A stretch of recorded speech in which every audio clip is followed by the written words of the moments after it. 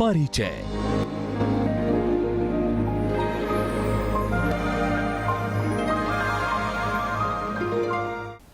नमस्कार, सर्वधर्म संगम में आपका स्वागत है और मैं हूं आपके साथ सतेंद्र भाटी। दोस्तों, योग शब्द को सुनते ही हमारे शरीर में ना जाने कितनी तरंगें उठ जाती हैं। क्योंकि हिंदुस्तान की अगर हम बात करें तो ऋषि मुनियों से लेकर राजा महाराजाओं की जिंदगी में भी योग एक अभिन्न अंग की तरह रहा है। क्योंकि हिंदुस्तान की विरासत रही है योग, और पूरी दुनिया में पहुंचने वाला योग भी हिंदुस्तान से ही निकला है। योग में क्या कुछ खास है, उसके बारे में बातचीत करने के लिए आज हमारे साथ मौजूद हैं विश्व जागृति ट्रस्ट हरिद्वार के अध्यक्ष पंडित मनीष आचार्य जी। मनीष जी, बहुत बहुत स्वागत है आपका।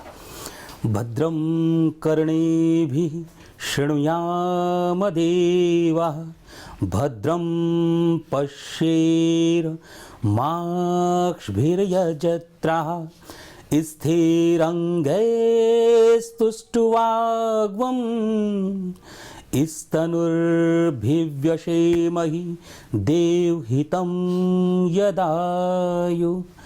ओम शांति शांति शांति। मनीष जी, योग की अगर मैं बात करूं, बहुत लंबे अरसे से आप योगा से जुड़े हुए हैं। अगर हिंदुस्तान की मैं बात करूं, विरासत मानी जाती है योग को, लेकिन आज के वक्त में जो प्रारूप देखने को मिल रहा है, क्या ये वही प्रारूप है जो ऋषि मुनियों और राजा महाराजाओं के समय में देखा जाता था? देखिए, योग वो विधा है कि जिससे मानव संस्कृति का निर्माण होता है जी। और केवल मानव ही ना कहें, अपितु जितने भी प्राणी चराचर जगत में विद्यमान हैं वो सभी जाने अनजाने योग करते हैं। क्योंकि योग विषय ऐसा है कि योग विषय हमारे स्वभाव के साथ, हमारे कर्म के साथ सदैव जुड़ा चला आ रहा है। और योग का जो स्वरूप ऋषि मुनियों ने प्राच्य विद्या के अनुसार जो देखा था, वो स्वरूप आज हमको नहीं मिल पा रहा है। वो पूर्णतः स्वरूप नहीं मिल पा रहा है, और जिसके कारण कहीं योग जो वास्तविक योग है, वास्तविक योग कहीं छिप कर रह गया। हम ये मान बैठे हैं कि आसन ही योग है, या हम मान बैठे हैं कि प्राणायाम ही योग है। This are part of yoga, but not completely yoga. जी, एक अंग तो है, हाँ, परंतु योग क्या है वास्तविक, ये जानना हमारे लिए बहुत आवश्यक है। और साधारण भाषा में अगर हम ये जाने कि योग क्या है, तो मैं अपने शब्दों में बताता हूं आपको जी। योग वास्तविक है 4 तत्वों का मिलन। अग्नि जी, वायु, आदित्य और अंगिरा। महर्षि पतंजलि कहते हैं योग के बारे में, योगश्चित्त वृत्ति निरोध, चित्त की वृत्तियों को चैनलाइज्ड करना वो योग है। परंतु प्रश्न यहाँ पर उठता है कि जो महर्षि पतंजलि ने बताया हमको, वो योग की स्थिति बताई है। वास्तविक ये जाने कि योग क्या है। योग उन 4 तत्वों का मिलन है जी। तो उन 4 तत्वों के मिलन को योग कहते हैं। और अगर हम आज जैसे हम देखते हैं कि योग से योगा बन गया है। बिल्कुल बिल्कुल बिल्कुल। और वो योगा जब हमारे देश में लौट कर आता है, तब हम उसको एडॉप्ट करते हैं। तो ये बड़ा गंभीर विषय है, क्योंकि भारत की धरोहर है योग जी। और भारत की धरोहर होने के साथ साथ हमारे संस्कार, हमारी संस्कृति की विरासत है योग। हाँ, यहाँ पर मनीष जी ये भी बड़ी बात है, क्योंकि भारत से निकला है योग। भारत में एक तरीके से अगर मैं बात करूँ, कुछ समय पहले पूरी तरह से लुप्त सा हो गया था योग। लोग समझते नहीं थे, जानते नहीं थे कि क्या है योग। क्योंकि आजकल के ज़माने में अगर बात करें कि फिट रहने के लिए, तो लोग जिम जाते थे, बहुत सारी एक्सरसाइज करते थे, लेकिन योग के बारे में बिल्कुल भूल ही गए थे वो। लेकिन जिस तरह से 21 जून 2015 से नरेंद्र मोदी की सरकार बनी, वहाँ पर विश्व योग दिवस मनाया गया, पूरे विश्व में एक साथ बहुत सारे लोगों ने एक साथ योग किया, उसके बाद से मानो कि इसका महत्व कुछ ज़्यादा बढ़ गया है, लेकिन लगता नहीं है कि जो आज भी जो ट्रेडिशन योग था वो अभी भी छुपा हुआ है, एक हाईटेक योगा बन गया है, ऐसा क्यों? एक्चुअली ये जो विषय है कि जो प्रधानमंत्री जी का प्रयास वास्तव में सराहनीय है, और आज विश्व में 170 देशों में योग को लोग जान सके हैं, योग शिक्षा की तरफ लोग आकृष्ट हो रहे हैं, आकर्षित हो रहे हैं। और योग के साथ साथ यही नहीं, लेकिन वास्तविकता ये है कि जो योग आज हम दे रहे हैं वो वह योग है जो कि एक for the being period physical fitness के लिए तो हम योग परोस रहे हैं, लेकिन जो वास्तविक योग है, वो जो सांस्कृतिक योग है, वो योग आज भी कहीं लुप्त है वो। अगर मैं वहीं 21 जून की बात करूं तो 170 देशों ने एक साथ इसको मनाया था, सभी लोग जानने भी लगे थे, और शायद उस दौरान आप भी किसी देश में गए होंगे जरूर वहां बताने के लिए लोगों के लिए। तो वो आपका एक्सपीरियंस कैसा रहा? वहां के लोगों में कितनी इच्छाएं थी, कितने इच्छुक थे जानने के लिए कि आखिर योग क्या है और किस तरह से इससे फायदे मिलते हैं? They are so crazy about yoga. बहुत वो उत्सुक हैं जानने के लिए कि योग क्या है, और जो अकॉर्डिंग टू फिजिकल फिटनेस हमने जो योग दिया, क्योंकि फॉर द बीइंग पीरियड हमने कुछ एक हमारे पास नियत समय था, उस समय के अकॉर्डिंग हमने योग दिया, और वो योग वास्तव में फिजिकल फिटनेस के लिए बहुत अच्छा है। लेकिन और जितना क्रेज है लोगों को, वो क्रेज बढ़ रहा है, दिन प्रतिदिन वो बढ़ता चला जा रहा है, और वो दिन दूर नहीं कि निश्चित रूप से भारत विश्व गुरु के पद पर फिर आसीन होगा योग के बल पर, जैसे पहले था। परंतु इसके साथ साथ हमें सांस्कृतिक विरासत से जो योग मिला है अकॉर्डिंग टू टेक्स्ट जी, जैसे योग का जो उल्लेख है, योग का उल्लेख केवल शास्त्रों में ही नहीं, योग का उल्लेख वेदों में है। योग का उद्गम वेदों से है, और जैसा कि ऋग्वेद में लिखा है, हिरण्यगर्भो ही योगस्य वक्ता न अन्य पुरातन।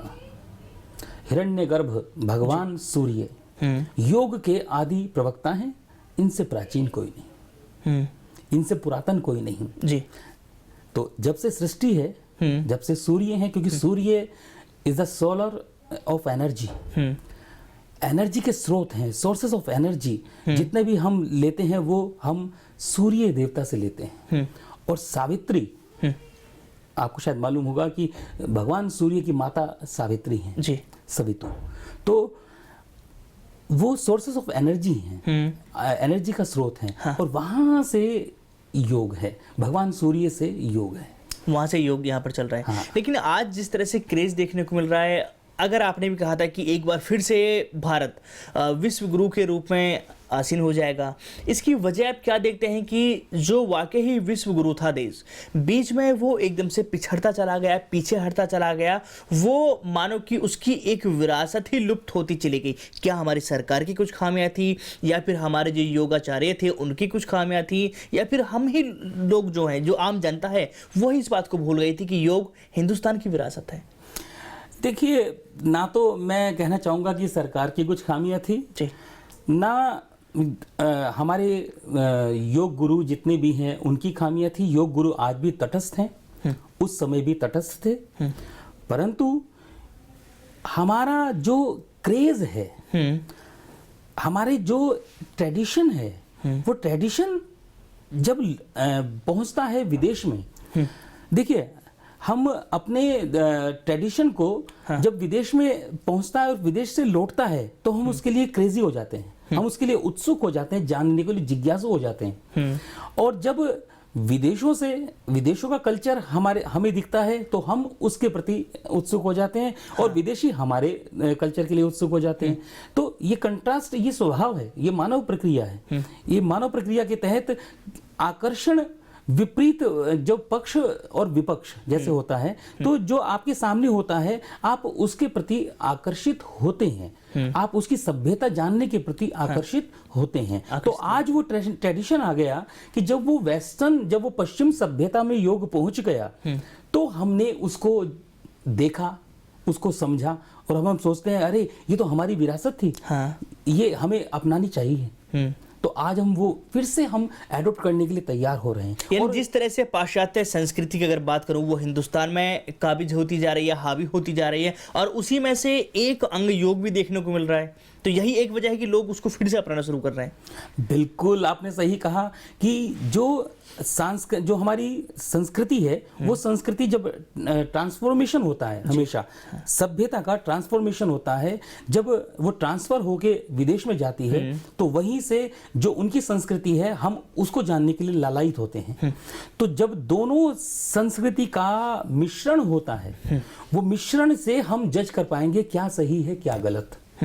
तो आज वो समय आया है अंतर्राष्ट्रीय योग दिवस के बाद, कि अब हम लोग ये जान रहे हैं कि योग के प्रति या योग से हम कितना स्वास्थ्य लाभ से ले सकते हैं, योग से हम कितना वैचारिक लाभ ले सकते हैं, और योग से हम कितना अलर्ट हो सकते हैं हम कर्मों के लिए अलर्ट हो सकते हैं। आपने बोला कि जब से विश्व योग दिवस मनाया गया है तब से एक बड़ा बदलाव देखने को मिला है, लोग जानना चाहते हैं, उसके लिए बहुत क्रेजी लोग हो गए हैं, समझना चाहते हैं। लेकिन अगर मैं बात करूं उत्तराखंड की धरती पर अगर हम जाए, ऋषिकेश अगर हम जाते हैं, तो वहाँ पर उससे पहले भी बहुत सारे विदेशी सैलानी ऐसे आते हैं कि महीने 2 महीने 3 महीने के लिए आते हैं, और सिर्फ वो योग और मेडिटेशन के लिए ही मानो कि भारत आते हैं वो। तो क्या उनकी तादाद में कुछ बढ़ावा हुआ है, या फिर वो लोग इस बात को पहले से ही समझते थे कि भारत की जो विरासत है वो अमूल्य है और उसको जानना एक इंसान के लिए बेहद जरूरी है? देखिए, निश्चित रूप से जब से अंतर्राष्ट्रीय योग दिवस हुआ है, तब से जो सैलानी हैं, विदेशी सैलानी हैं, वो भारत आ रहे हैं जी, और बढ़ोतरी हुई है उसमें। और जहाँ तक कोर्सेज की बात है, तो कोर्सेज विभिन्न संस्थाएं, धार्मिक संस्थाएं हैं, यूनिवर्सिटीज़ हैं जो कोर्सेज कंडक्ट करती हैं। उन्हीं में हमारी एक ट्रस्ट है जो संचालित करती है कोर्सेज जी, विदेशियों के लिए भी और भारतीयों के लिए भी। तो उसमें हम जान पाते हैं, क्योंकि मैंने जैसे अभी जिक्र किया था कि हर चीज़ का एक अलग महत्ता होती है, देश की, काल की और परिस्थिति की। जिस स्थान पे आप कर रहे हैं योग, उसकी भी महत्ता होती है। और उत्तराखंड तो देवभूमि है, और देवभूमि में जब आप योग को करते हैं तो निश्चित रूप से वो जो एनर्जी है, जो उस लैंड की एनर्जी है, जो उन मंत्र शक्ति है, और जो उन महापुरुषों की, योगियों की देवभूमि में जब आप साधना करते हैं, तो निश्चित रूप से वह लाभान्वित होते हैं। इसलिए आकर्षित हो रहे हैं विदेशी लोग इस धरती पे आए और योग की संस्कृति, योग की विरासत को ग्रहण करें, उसको समझे जाने। चलिए बने रहिए मनीष आचार्य जी आप हमारे साथ, हम आपसे बातचीत को और भी आगे बढ़ाएंगे। लेकिन यहाँ पर दर्शकों वक्त हो गया एक बहुत ही छोटे से ब्रेक का। ब्रेक के बाद लेकिन जब हम वापस आएंगे तो जानेंगे मनीष आचार्य जी से कि क्या आज वाकई योग व्यापार बनता जा रहा है। छोटा सा ब्रेक, तुरंत लौटते हैं। परिचय।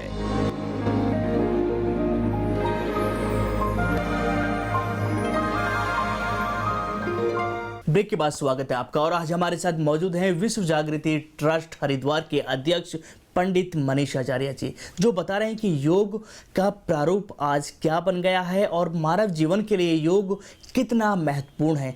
मनीष जी, बहुत सारी आपने हमको बातें बताई, लेकिन ब्रेक पे जाने से पहले हमने कहा था कि ब्रेक के बाद जब हम वापस आएंगे तो जानेंगे क्या वाकई योग योगा बन गया है, और उसकी वजह व्यापार तो नहीं है। क्या व्यापार की वजह से इसको ज़्यादा लोग अपना रहे हैं? देखिए, योग व्यापार का विषय नहीं जी, योग आपको आंतरिक साधना का विषय है, जो बाह्य साधना से आंतरिक साधना की ओर अंतर्मुखी बनाता है। और ये बड़ा गंभीर प्रश्न है कि कुछ लोग व्यावसायिक रूप से इसको ले रहे हैं जी। तो जहाँ व्यवसाय होता है वहाँ अध्यात्म नहीं होता। अध्यात्म का अर्थ ही यही है, अधि प्लस आत्म, जो आपको आत्मा की ओर ले जाए, आत्मा का समदर्शन कराए, वह अध्यात्म है। और योग एक अध्यात्म का विषय है। तो जब भी आप जब आप वास्तविक योग को जानेंगे या वास्तविक योग करना चाहते हैं, तो जहाँ पे व्यापार होता है वहाँ पर योग नहीं होता। योग वहाँ पर नहीं होता है जी। और देखने में आ रहा है कि हम देखते हैं कि आजकल व्यापार के रूप में लोग योग को ले रहे हैं। तो वहाँ पर हम फिजिकल एक्टिविटीज तो कर सकते हैं, फिजिकल एक्टिविटीज कर सकते हैं, हम एरोबिक्स कर सकते हैं। आज देख रहे हैं आप कि योग को कैसे तोड़ मरोड़ के पेश किया जा रहा है कि उसका जो योग का वास्तविक स्वरूप है वो कहीं दबके रह गया, उसी को परिवर्तन कर दिया है, बदल दिया है बिल्कुल। अब आप देखिए कि योग का अर्थ ही है आनंद। योग is equal to Anand ji. अगर मैंने सपोज ये हाथ उठाया तो ये हाथ उठता नहीं, ये हाथ जो है आनंद लेता है। अगर मैं आपसे बात कर रहा हूं तो ये भी एक योग है जी। और आप मेरी बात, मेरा कंसेप्ट आप समझ लें, वो भी योग है।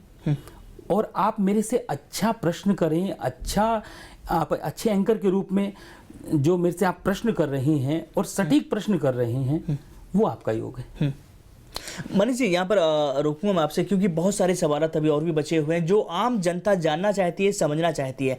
योग के लिए कहा जाता है कि बहुत सारी बीमारियों को दूर कर देता है, बड़ी से बड़ी बीमारियों को जड़ से खत्म कर देता है। लेकिन आम तौर के जो आज का वक्त चल रहा है उसमें देखा जाता है कि बहुत सारे लुभावने विज्ञापन देखने को मिलते हैं। एक सीडी के लिए वादे किए जाते हैं कि इस सीडी में जो योग हो रहा है उसको आप अपनाइए और उससे बहुत सारी बीमारियाँ आपकी खत्म हो जाएंगी। तो कहीं ऐसा तो नहीं है कि ये और ज़्यादा एक मनुष्य के लिए घातक साबित होगा?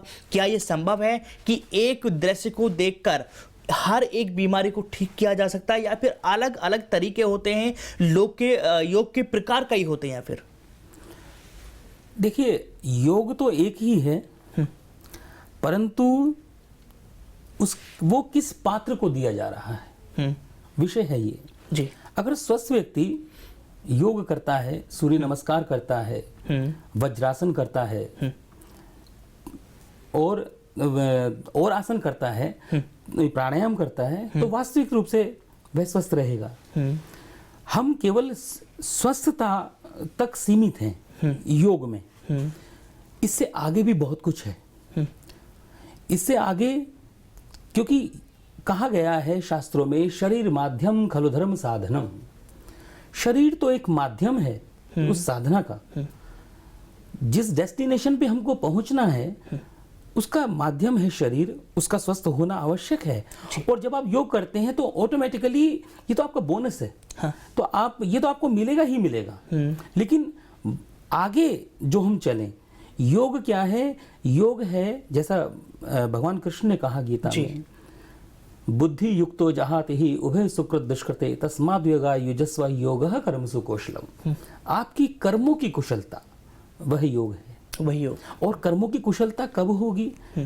जब आप उस पर कंसंट्रेट होंगे। जैसे एक विद्यार्थी है, कई बार आपने देखा होगा, हम लोगों के साथ यानी साधारण व्यक्तियों के साथ होता है कि किताब सामने है और आपकी आंखें किताब पर हैं और आपका जो है ध्यान, जो आपका बुद्धि है ना, वो कहीं चली गई कि किताब पर आप देख रहे हैं, हाँ, अक्षर दिखाई दे रहे हैं जी, लेकिन वो माइंड तक कनेक्ट नहीं हो पा रहा है। वो, हाँ, वो कनेक्टिविटी क्यों नहीं हो पा रही है? क्योंकि हमारी कंसंट्रेशन कहीं भटकी हुई है।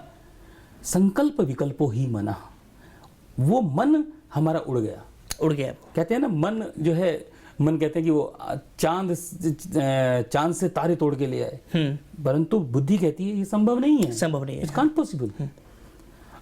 कहता है, मन कहता है कि आज मैं आकाश में उड़ जाऊं, लेकिन आकाश में नहीं उड़ सकती। बुद्धि कहती है अगर तू उड़ने का प्रयास करेगा तो गिर जाएगा।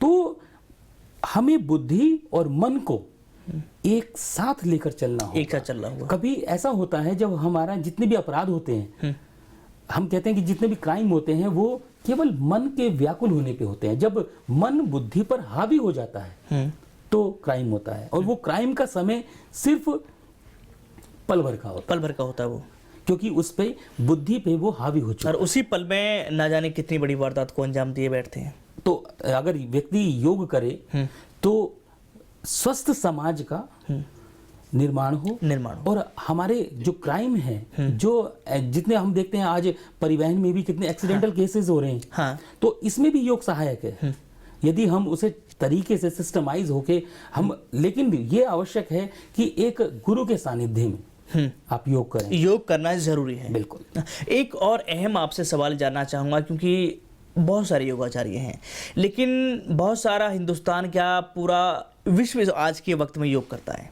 लेकिन एक बड़ी गौर करने वाली बात है कि जितने भी आसन उसमें होते हैं, चाहे वो मकर आसन हो, वज्रासन हो और तमाम मयूर आसन हो, इस तरह के आसन हैं, इन सभी आसनों के नाम सभी पशु पक्षियों के नाम पर ही रखे गए हैं। कोई भी इंसान के नाम पर शायद कोई आसन नहीं है। वजह क्या उसकी, ऐसा क्यों?